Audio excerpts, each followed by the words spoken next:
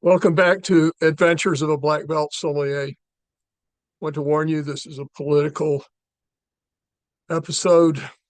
You may not agree with me, you may disagree with me enormously, or you may agree with me, or you may be somewhere in between. But what I'm getting ready to say is from my heart, and I think it's important that it be said. I've been struggling with the decision to do this, but I think it's too important, and I just have to say what I want to say right now. As I said in a post earlier or last week, I am not a woke snowflake.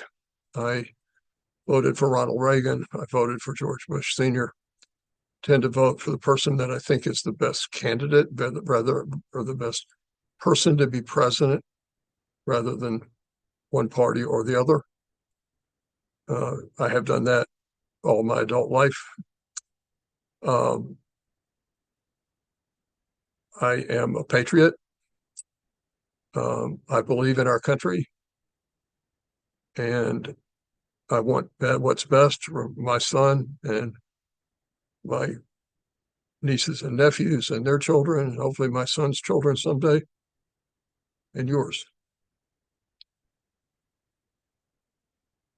I believe in my heart, 100%, that electing Donald Trump president is the worst imaginable thing that can happen on November 4th. I think he is so unfit for this office that it's hard to imagine anyone actually voting for him. He has done so many things that should disqualify him from candidacy. The convictions for 34 felonies, the comment about John McCain being a loser because he was a POW in Vietnam, grab him by the blank, making fun of a reporter with disabilities, saying that it was great owning the Miss America pageant because he could go in the dressing room and ogle the contestants, saying if Ivanka wasn't his daughter, he would want to date her, saying that he could open up with an assault weapon on Times Square and he wouldn't lose any supporters, and on. And, windmills cause cancer. We can drink bleach to prevent COVID, and on and on and on and on. Any one of those things, in my opinion. How can you elect to be commander in chief a man who has publicly and repeatedly said that soldiers who've given their lives for our country are losers? Recently, he said the Presidential Medal of Freedom was a more desirable honor than the Presidential Medal of Honor, or I'm sorry, Congressional Medal of Honor, because most people who've received the Congressional Medal of Honor are in really bad shape because of holes in their bodies from bullets or dead. And it was better for this woman that he gave the Presidential Medal of Freedom to receive that because she was healthy and beautiful. I mean, seriously, her physical attraction is of any consequence whatsoever in this conversation? The fact that she is a attractive woman makes her more in better shape in the world than a soldier who gave up his life for our country. Now he's saying that he's better looking than Kamala Harris. He said that repeatedly. These MAGA people who support him, who still support him in spite of all of these things that I've listed, any one of which should disqualify him from being a candidate for president, will tell you that none of these things are really true. But they are true. You can go on YouTube and watch him say these things and do these things. And he's becoming increasingly unhinged. And Lord knows what kind of mental condition he's going to be in by November 4th. And here's what I want to say to you. If you're a Republican, I understand the decision to be a Republican and respect it. I understand the decision to be a Democrat and respect it. I understand the decision to be independent.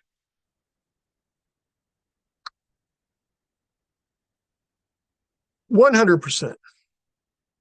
And if what you think is best for our country is for the president to be a Republican, I understand that and respect it. But it is not the best thing for our country for Donald Trump to be the president. And if you think that you cannot, in your heart, find a way to vote for Kamala Harris, just don't vote and let her win.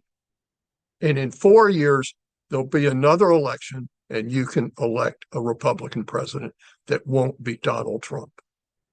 Because the Republican Party has let Donald Trump take it over, and if he is reelected president, he's already told us what he's going to do, right? He's going to use the military to attack his political opponents, this Project 2025, whatever they're calling it now, that he says he doesn't know anything about. Do you really believe he doesn't know anything about it when everybody involved in it is somebody associated with him? How foolish are you? He lies and lies and lies and lies and lies. And he's not going to stop lying. He's going to lie more if he's reelected. He's told you what's going to happen if he's reelected, that you won't ever have to vote again because he'll make sure that it's no longer necessary. What do you think that means? So if you care about this country, if you care about your children and your grandchildren, your great-grandchildren, do you really want the president is a role model for young people. Do you really want your sons or daughters to look to Donald Trump as their role model for what kind of person they should grow up to be? A draft dodger, a liar, a cheat, a philanderer, multiple bankruptcies by a man who claims to be a business genius.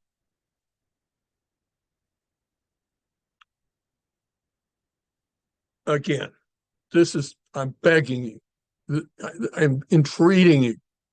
If you think the best thing for this country is for the president to be a Republican, I 100% respect that opinion. Don't vote on November 4th. Let Kamala Harris be elected president. Don't do what you know in your heart can't be the best thing for this country, for Donald Trump to be the next president. If you have any rational sense in your brain, if you pay any attention to the news, if you pay any attention to reality, you can't possibly believe the best thing for this country, for the children and our children and grandchildren, is for Donald Trump to be the next president. There is no rational explanation for that, unless you're Fox News. And we know they lie because they admitted they lie in a $750 million settlement. They're entertainment. They're not news. Is that where you get your information?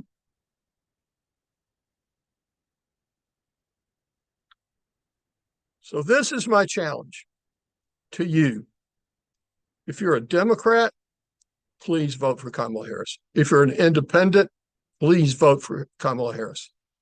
If you cannot find a way to vote for Kamala Harris, please don't do what's the best thing for this country and don't vote. So this horrible, horrible, reprehensible, pitiful excuse for a man isn't the next commander-in-chief of our military.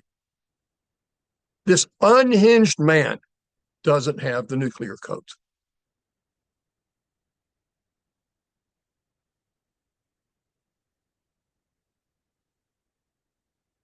Please do the right thing on November 4th. There's only one right thing. Well, there's two right things. Vote for Kamala Harris or don't vote. Because if I honestly believe, and I'm 71 years old.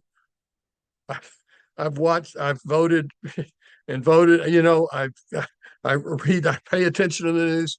I'm not an uninformed opinion, and I'm not a quote woke liberal, snowflake liberal. I'm not. But what I am is somebody that cares about what's best for this country, what's best for our children and grandchildren.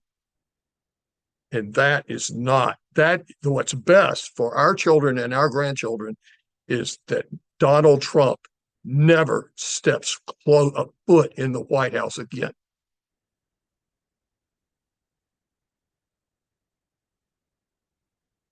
The only reason he wants to be president is so he can pardon himself for those crimes he was convicted of, those 34 crimes. You know that, and all the other charges that are pending against him. There's that, it's not debatable. He doesn't care about what's right for this country. He doesn't care about what's best for this country. He doesn't care about what's best for you. He cares about what's best for himself, Donald Trump. That's the only thing he cares about. And if you care about this country, and if you care about what's best for your children and grandchildren and beyond that, you will not vote for Donald Trump on November 4th. Thank you for listening to me rant about this. I had to get it off my chest. And if you disagree with me, I don't think you're paying much attention.